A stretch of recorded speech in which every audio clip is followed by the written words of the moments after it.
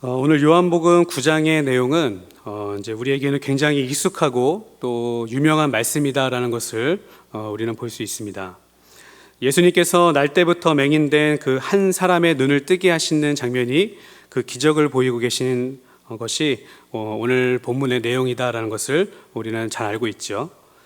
특별히 요한복음은 이제 2장부터 12장까지 예수님의 공생의 사역에 초점을 맞추고 말씀하고 있는데 12장까지는 이제 모두 예수님이 행하시는 7가지의 기적을 우리에게 보여주고 있습니다.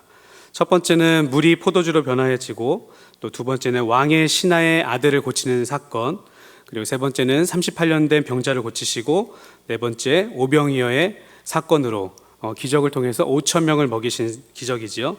그리고 다섯 번째는 무리를 걸으시는 그 기적을 보여주셨습니다. 그리고 오늘 이 맹인을 고치시는 기적은 이제 6번째 기적으로 우리가 보여줄 수가 있고요. 마지막 7번째의 기적은 이제 죽은 나사로를 살리시는 그 기적을 보여주고 있습니다. 이러한 예수님이 행하신 7가지의 모든 기적은 모두 하나의 주제를 보여주고 있습니다. 그것은 무엇입니까? 그것은 바로 예수님은 하나님의 아들이시다라는 것을 이 기적을 통해서 우리에게 말씀하고 또 보여주고 있는 것이죠. 저자 요한은 이러한 기적을 행하실 수 있는 분은 오직 하나님밖에 없다라는 것을 이야기하시고요. 예수님은 바로 하나님이 보내신 메시아다라는 것을 이 기적의 사건들을 통해서 우리에게 말씀하고 있는 것입니다. 그렇게 우리가 오늘 본문 9장에서 흔들리지 않고 붙잡고 가야 할 바로 그 시선은 바로 구원자로 오신 예수 그리스도에 있다라는 것입니다. 오늘 본문에서도 예수님은 자기의 정체성에 대해서 이제 5절을 통해서 이렇게 말씀하고 계십니다. 내가 세상에 있는 동안에는 세상의 빛이로라라고 말씀하고 있죠. 예수님은 자신이 세상의 빛이다라고 분명하게 우리에게 밝히고 있는 것입니다. 그렇게 빛 대신 예수님께서 어둠에 속한 이 맹인을 눈뜨게 하시는 사건이 바로 9장의 기적인 것을 우리는 볼 수가 있는 것이죠.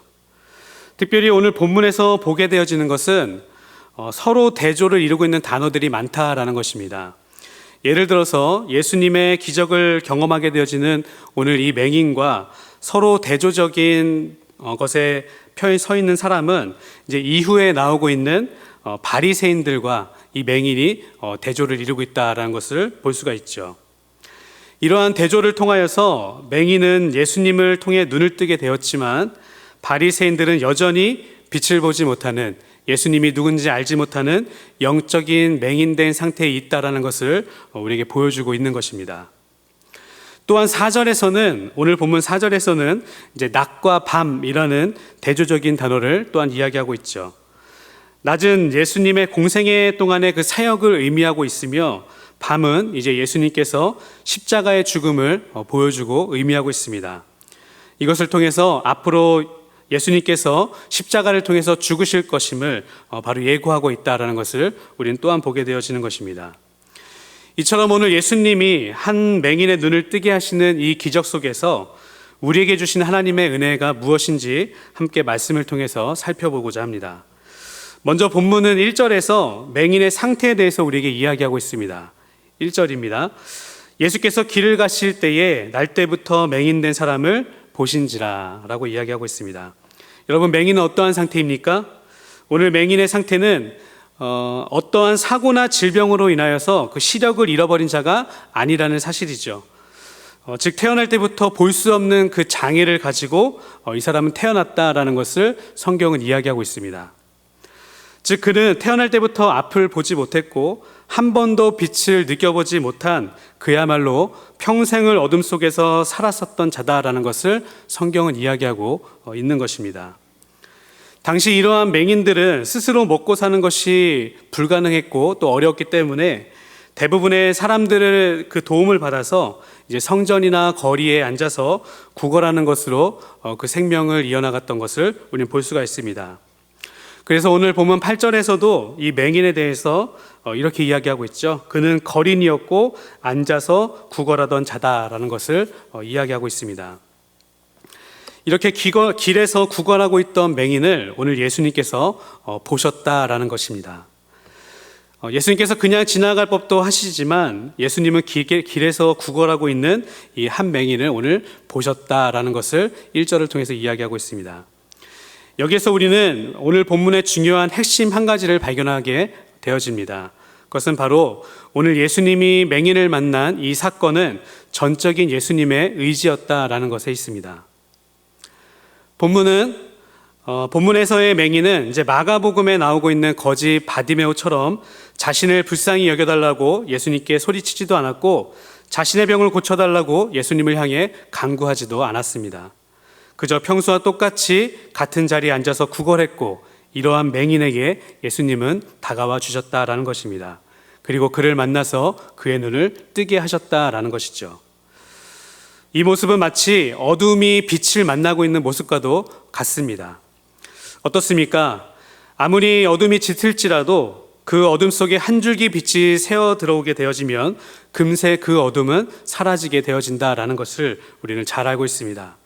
그리고 그 빛을 통해서 어둠 속에 숨겨져 있었던 것들이 이제 빛 가운데로 드러나게 되어진다라는 것을 우리는 보게 되어지는 것입니다.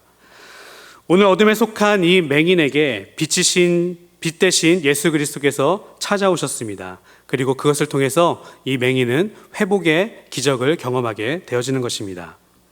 바로 죄 가운데 있는 모습, 이 맹인의 모습은 바로 우리의 모습이다라는 것을 우리는 또한 발견할 수 있게 되어지는 것이죠. 모든 인간은 이미 태어날 때부터 죄를 가지고 태어난다라는 것을 우리는 잘 알고 있습니다. 성경은 그것을 이제 원죄라고 이야기하고 있습니다.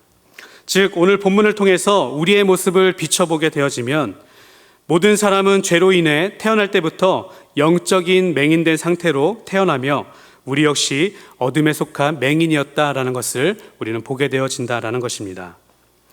우리도 그 누구의 도움 없이는 스스로 살아갈 수 없는 그저 세상 속에 앉아 구걸하며 살아가야만 하는 그런 영적인 맹인이었다라는 것을 우리는 오늘 이 본문을 통해서 우리의 상태를 보게 되어지는 것입니다. 그런 우리에게 빛이신 예수님께서 찾아와 주셨습니다. 우리의 어떠한 외침과 간구도 없었지만 예수님은 전적인 그 의지를 가지고 우리에게 찾아와 주셨습니다. 그리고 죄로 물든 어두운 우리의 마음에 한 줄기 빛을 비춰주시고 우리 안에 생명의 빛이 있음을 깨닫게 하시고 보게 해주셨습니다. 이렇게 본문은 1절에서 맹인의 그 상태의 이후에 곧바로 죄의 문제를 다루고 있다는 것을 우리는 보게 되어집니다. 2절입니다.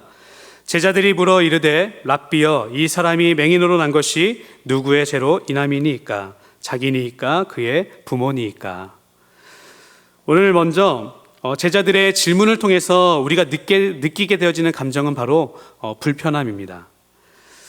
제자들은 이렇게 이야기하는 것이죠. 길을 가다가 장애를 가진 사람을 만나게 되었는데 이렇게 장애를 가진 그 이유가 그 사람의 잘못인지 아니면 그의 부모의 잘못인지를 묻고 있다라는 것입니다.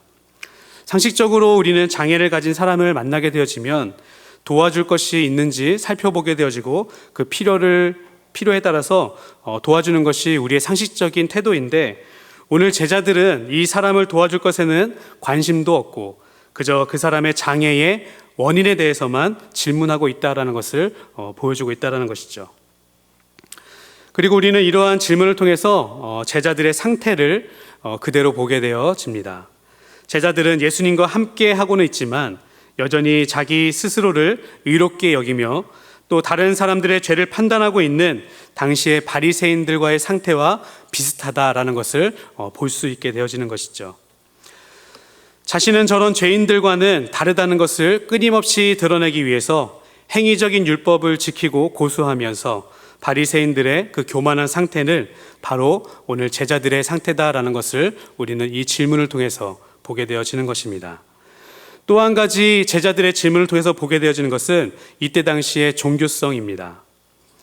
이때 당시 유대인들은 죄와 고난은 밀접하게 연결되어져 있다라는 것으로 여기면서 살아왔습니다. 그렇게 사람이 고난받게 되어지는 것은 또 장애를 가지게 되어진 것은 분명히 인간이 지은 죄로 인한 원인이다, 결과다라는 것을 여기면서 살고 있었다라는 것이죠. 예수님은 이러한 제자들의 질문에 대해서 어떻게 말씀하시죠? 3절을 통해서 이렇게 말씀하고 계십니다. 예수께서 대답하시되 이 사람이나 그의 부모의 죄로 인한 것이 아니라 그에게서 하나님이 하시는 일을 나타내고자 하심이라라고 대답하고 있습니다. 예수님의 대답을 통해서 보게 되어지는 첫 번째 사실은 이 맹인의 장애는 그 누구의 죄에 대한 결과가 아니라는 사실입니다. 그리고 두 번째 사실은 맹인이 가지고 있는 이 장애를 통하여서 하나님께서 하시는 일들이 드러나게 되어진다라는 것을 예수님의 대답을 통해서 우리는 보게 되어지는 것이죠. 여기에서 하나님이 하시는 일을 나타내신다라는 그 의미는 예수님이 맹인의 눈을 뜨게 함으로 인하여서 그가 하나님이 보내신 메시아다라는 것을 증명하게 되어지는 사건입니다. 분명 우리는 내가 가진 장애나 고난은 빨리 해결해야 된다, 빨리 나에게서 제거해야 된다라고 여기면서 살아가고 있지만 하나님은 이러한 연약함을 통해서 우리가 가지고 있는 이러한 연약함을 통해서 하나님의 영광을 나타내 주신다라는 것을 예수님의 대답을 통해서 우리는 보게 되어지는 것이죠. 이처럼 우리의 관점과 하나님의 관점에는 큰 차이가 있습니다. 우리는 우리에게 유익이 되는 것만을 가지고 이것이 하나님의 뜻이다, 하나님이 주신 복이다라고 생각하고 여겨질 때가 너무나 많다라는 것이죠. 하지만 하나님은 결코 우리에게 유익이 되고 우리가 이해할 수 있는 그 범위에서만 일하시는 분이 아니다라는 것을 오늘 본문은 보여주고 있는 것입니다. 우리의 생각과는 다르게 하나님의 뜻은 이 맹인의 장애를 통해서 예수님이 누구인지에 대해서 증명하는 일에 사용되고 있다라는 것을 보여주고 있는 것입니다. 이것을 통해서 우리가 보게 되어지는 것은 우리가 겪고 있는 장애와 때로는 우리에게 닥친 그 고난이 하나님의 영광으로 쓰일 때가 있다라는 사실입니다. 우리가 잘 아는 대로 사도 바울 역시 육체적 가시를 가지고 살았던 자입니다. 그는 그것을 제거하기 위해서 3번이나 하나님께 기도했다, 간구했다라는 것을 말하고 있습니다. 하지만 하나님은 그 가시를 제거하지 않으시고 그것을 통해서 더욱 사도 바울의 사역을 이루어 가셨다라는 것을 우리는 볼 수 있는 것입니다. 그렇기에 이것을 깨달은 바울은 이제 자신의 가시에 대해서 이렇게 고백하고 있습니다. 나를 약하게 하는 이 가시를 통해 나는 오히려 완전하게 되어집니다. 이것이 그리스도의 능력이 되어집니다. 그렇게 나는 이 가시를 자랑하고 또한 감사합니다 라고 고백하고 있습니다. 분명 이 맹인은 남들과 다른 불편함을 가지고 살아왔습니다. 자신이 가진 그 장애로 인하여서 겪지 않아도 되어지는 다른 사람의 정죄함과 수모를 받으며 살아왔던 것입니다. 하지만 이러한 장애를 통하여서 오늘 이 맹인은 바로 예수님을 만나게 되어졌다라는 것을 우리는 볼 수 있는 것입니다. 그리고 그는 평생에 자신이 직접 겪은 빛이신 예수님을 증거하는 삶으로 회복되어졌다라는 것을 또한 본문을 통해서 볼 수 있습니다. 우리 안에는 분명 부족함과 연약함이 있습니다. 우리는 그것을 가시로 여기며 어떻게 해서든지 우리 안에서 그것을 제거하고자 노력하고 있습니다. 하지만 하나님은 우리의 부족함을 통해서도 역사하시며 또한 이러한 우리를 사용하신다라는 것을 성경은 우리에게 말씀하고 있다라는 것입니다. 우리에게는 가시라고 여겨지지만 하나님에게는 그것 역시 하나님의 영광을 나타내는 도구가 되어진다라는 사실입니다. 그렇게 우리는 우리에게 속한 가시만을 바라보는 것이 아니라 이것을 통해서 하나님께서는 어떠한 일들을 나를 통해 하실까? 이것이 하나님의 영광을 나타내는 방법은 무엇인가를 고민하고 또 기도하며 그 시선을 하나님을 향해 두어야 한다라는 사실입니다. 이것이 우리가 세상에서 낙심하지 않는 방법이며 이것이 또한 하나님을 온전히 신뢰하는 그 믿음이라는 것을 기억하시기를 바랍니다. 하나님은 맹인을 통해서 하나님이 하시는 일을 나타내고자 하심이라라고 말씀하시고 이제 우리가 이해할 수 없는 이제 불편한 행동을 하십니다. 바로 6절이죠. 이 말씀을 하시고 땅에 침을 뱉어 진흙을 이겨 그의 눈을 바르셨다라고 말씀하고 있습니다. 먼저 우리가 기억해야 될 것은 먼저 예수님은 그동안에 이렇게 행동하신 적이 없다라는 사실입니다. 병든 자를 고쳐주실 때에는 다른 어떤 것들이 아니라 그저 말씀으로 그 병을 낫게 해주셨던 것이 바로 예수님의 치유 방법이었습니다. 하지만 오늘 이 맹인의 치료 과정에서는 우리가 이해할 수 없는 예수님의 독특한 행동이 있었다라는 것이죠. 우리는 이렇게 질문해 봐야 됩니다. 예수님은 왜 이렇게 행동하셨을까?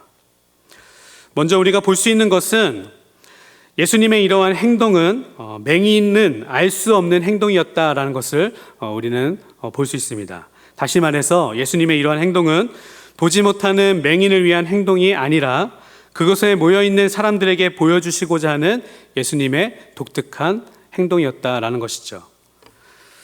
우리는 예수님의 이러한 행동에 대해서 두 가지 측면으로 살펴볼 수가 있습니다. 첫 번째는 이때 당시 유대 문화에 대한 측면입니다. 유대인들의 문화에서 그들은 이렇게 여기고 있었는데요. 이제 장자의 침에는 병을 치유하는 능력이 있다라고 그들은 여겨왔던 것입니다. 이것을 한국 문화에서 새롭게 이해한다면 마치 우리가 어렸을 적에 배가 아프면 이제 엄마가 우리의 배에 손을 얹고 쓰다듬어 주시면서 엄마 손은 약손이다 했었던 그 우리 한국 문화와 비슷하다라는 것을 우리는 볼 수 있다라는 것이죠. 즉 우리 문화에서는 낯선 행동이지만 유대인들의 문화에서는 이것이 이상한 행동이 아니다라는 것을 우리는 볼 수 있는 것입니다. 두 번째 측면은 바로 신학적인 측면입니다. 예수님의 행동에 대해서 우리가 신학적으로 이해할 수 있는데 우리는 바로 창세기 말씀을 통해서 이 예수님의 행동을 신학적으로 이해할 수 있다라는 것이죠. 창세기 2장은 이제 하나님의 말씀대로 천지와 만물을 완성하시고 인간을 지으시는 장면을 보여주고 있습니다. 여기에서 하나님께서 인간을 지으실 때에 7절에서는 이렇게 이야기하고 있죠. 여호와 하나님이 땅의 흙으로 사람을 지으시고 생기를 그 코에 불어넣으시니 사람이 생명이 되니라 라고 말씀하고 있습니다. 하나님이 땅의 흙으로 사람의 형상을 만드셨다. 그리고 그 코에 생명을 불어넣으셨다. 그때에 생명체가 되어졌다라는 것을 본문은 이야기하고 있는 것입니다. 오늘 예수님께서도 땅에 침을 뱉어서 흙을 그 맹인의 눈에 바르셨다. 그리고 씻으라고 명령하셨다라는 이 행동을 통해서 우리가 볼 수 있는 것은 바로 하나님의 창조의 능력이 창세기 2장에서 보여주고 주셨던 그 창조의 능력이 오늘 예수님에게도 있다라는 것을 우리는 보게 되어진다라는 것입니다. 이것을 통해서 본문은 끊임없이 예수님이 하나님이 보내주신 바로 구원자이시다라는 것을 계속해서 우리에게 보여주고 드러내고 있는 것입니다. 이렇게 맹인의 눈에 진흙을 바르신 예수님은 이제 맹인에게 다시 한번 말씀하십니다. 7절입니다.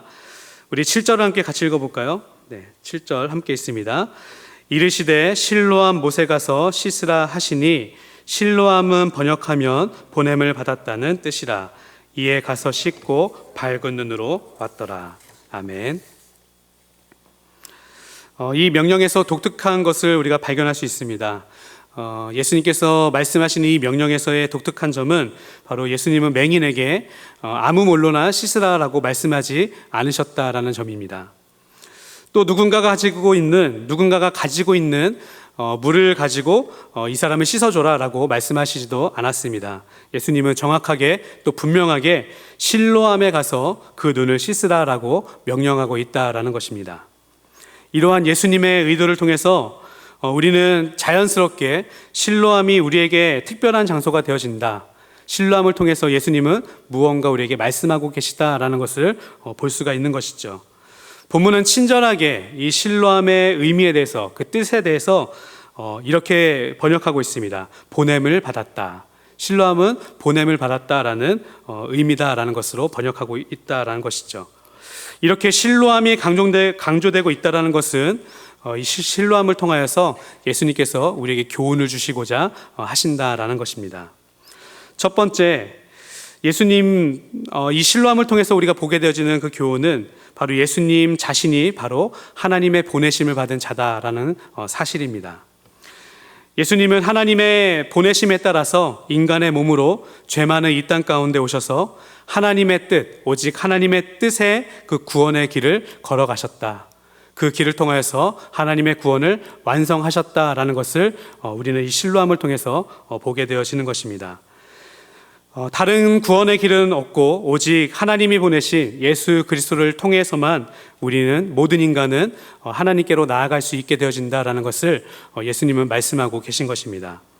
그렇다면 실로암에서 보게 되어지는 두 번째 의미는 무엇입니까? 그것은 바로 이 맹인 역시 오늘 예수님의 말씀을 따라서 실로암으로 가고 있다라는 사실입니다. 바로 예수님을 통해서 새롭게 거듭난 자들에게는 예수님께서 주시는, 또 예수님께서 명령하시는 사명의 길이 준비되어져 있다라는 것입니다. 앞을 못 보는 맹인의 상태를 우리가 생각해 본다라면은 실로암까지 걸어가는 이 길은 결코 쉬운 길이 아니다라는 것에 있습니다. 자신이 가진 장애로 인하여서 남들보다는 더 힘든 길을 걷고 있는 것이 바로 이 맹인의 상태다라는 것이죠. 하지만 오늘 본문은 이 맹인이 예수님의 명령에 따라서 실로암으로 가고 있는 그 과정 가운데에 어떠한 불평과 불만에 대해서도 말하고 있지 않다라는 것을 우리에게 보여주고 있습니다. 앞을 못 보는 상황 속에서도 이 맹인은 예수님의 말씀을 따라서 끝까지 그 말씀을 붙잡고 순종함으로 실로암을 향해서 걸어가고 있다라는 것을, 그 모습을 우리에게 보여주고 있는 것입니다. 이러한 모습을 통해서 본문은 우리에게 말씀하고 있습니다. 그것은 우리 역시 오늘 본문의 맹인처럼 하나님의 보내심을 받은, 우리 역시도 하나님의 보내심을 받은 사명자다라는 사실입니다. 그리고 하나님의 사명을 이루기 위해서는 우리 역시 하나님 말씀에 대한 순종함이 따라야 한다, 그 말씀에 대한 순종함이 있어야 한다라는 것을 분명하게 보여주고 있는 것입니다. 우리의 상황과 또 우리의 판단에 의해서 예수님이 우리에게 주신 그 사명의 길은 멈춰져서는 안 된다라는 것을 우리는 보게 되어지는 것입니다. 실로암으로 향하고 있는 이 맹인은 결코 혼자가 아니다라는 것을 우리는 보게 되어지는 것이죠. 그가 걸어가고 있는 그 뒤에는 빛이신 예수님께서 그 빛을 비추고 계신다라는 것을 우리는 볼 수 있습니다. 그는 더 이상 앞을 못 보는 맹인이 아니라 하나님의 진리를 깨닫고 이제 그 말씀을 가지고 걸어나가고 있는 사명자가 되었다라는 것을 본문은 우리에게 보여주고 있는 것입니다.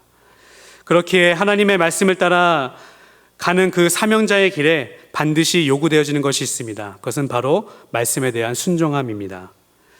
우리가 가야 하는 길을 비춰주시는 그 길을 따라서 묵묵하게 우리는 하나님의 말씀에 대한 순종함을 가지고 그 길을 걸어가야 한다라는 것입니다. 오늘 본문은 영적으로 새롭게 눈뜬 우리에게 이제 우리가 무엇을 바라보면서 세상을 살아가야 하는지, 세상 가운데 무엇을 바라보며 걸어가야 하는지에 대해서 말씀하고 있습니다. 우리가 봐야 할 것은 무엇입니까? 그것은 바로 빛 대신 예수 그리스도의 말씀입니다. 오늘 맥체인 본문 히브리서 12장에서도 동일하게 우리에게 말씀하고 있듯이 우리가 바라봐야 할 것은 우리의 믿음의 주요 온전하게 하시는 그 이, 바로 예수 그리스도를 바라보며 걸어가야 한다라는 것입니다. 이것이 바로 하나님의 사명을 이루는 길이요, 그것이 하나님의 영광을 나타내는 길이며, 또한 그러한 순종의 길을 통해서 우리는 날마다 살아계신 하나님의 능력을, 말씀을 경험할 수 있다는 것을 다시 한번 기억하시기를 바랍니다. 오늘 하나님의 말씀을 따라서 예수님이 걸어가신 그 십자가의 순종이 바로 우리의 순종이 되어지기를 소망합니다. 세상의 넓은 대로로 걸어가는 것이 아니라 좁지만, 어렵지만, 힘들지만 하나님께서 함께 하시는 그 길, 그 사명의 길을 걸어가면서 하나님의 영광을 보며 하나님의 영광을 나타내는 귀하고 복된 저와 여러분들의 삶이 되어지기를 다시 한번 소망합니다. 기도하겠습니다. 하나님 감사합니다. 아침에 눈 떠서 일어나게 하시고 또 하루에 할 일을 주셔서 감사하고 기도 제목 주셔서 감사합니다.